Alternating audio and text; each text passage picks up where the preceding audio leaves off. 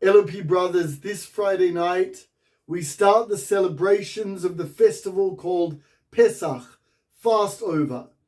We are celebrating the freedom from slavery of the Israelites from the Egyptians, and then ultimately into the desert to receive the Torah, the Bible, and 40 years later into the Promised Land. This is a fundamental festival for Jews, for Christians, and actually for the entire world, because every single person is able to relate to some extent to what the Israelites went through. In fact, every single one of us goes through some type of slavery. For some, it's their nation, it's their people that have been enslaved by others. And for others, it's actually themselves that are being enslaved by themselves, by their mindset, by their thought process, by their history, by their worries of the future, by their stress of the present.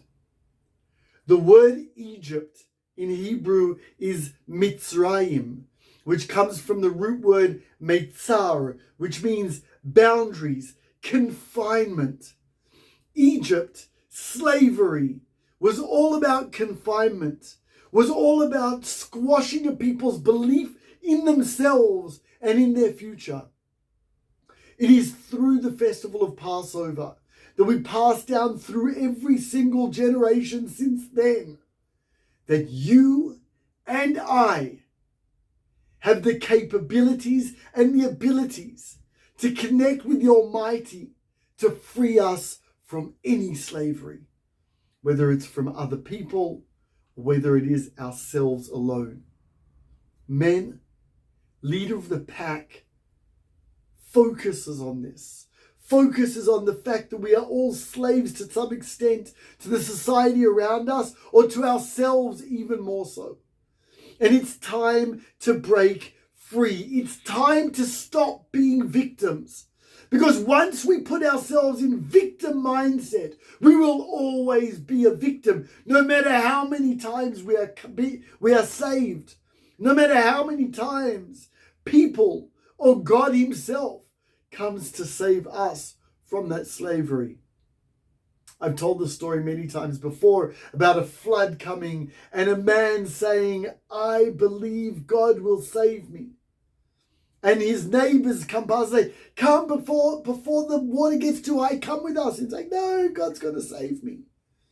And then the flood waters come up and guys are paddling past in boats and go, "Come on, jump on the boat, let us save you." "No, God's going to save me." He ends up on the roof, the helicopter comes, "Come, get up on the helicopter, we'll save you." "No, God's going to save me." And then he drowns.